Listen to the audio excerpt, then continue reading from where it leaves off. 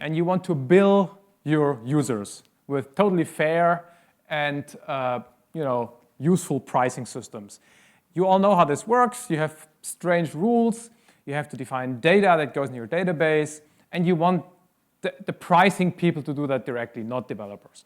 So you start by defining entities, right? You have an entity called customer who has a bunch of attributes, and he has relationships to other entities. And you can see we use a kind of two rows. On the left side, we have the attributes. On the right, we have the references to other entities. And of course, you can navigate them, right? You can specify the cardinality, all this usual stuff.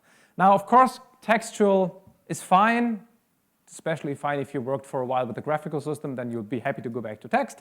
But people expect graphic representations, and so here is essentially a similar model expressed as a diagram. And of course, you can always go, and if you prefer the textual version, you can just look at it as text and edit textually.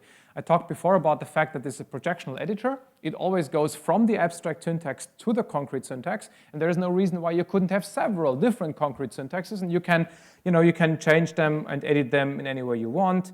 Another one of type string, and then if you go back to projection mode entity diagrams, then you have the one here, and of course you have code completion in the diagram as well, because it's just an embedded editor. It's all running on the same, if you will, editing infrastructure. You can, I think I'm not really maximized here.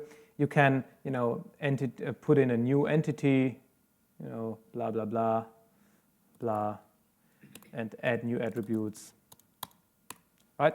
And it's totally integrated. So now that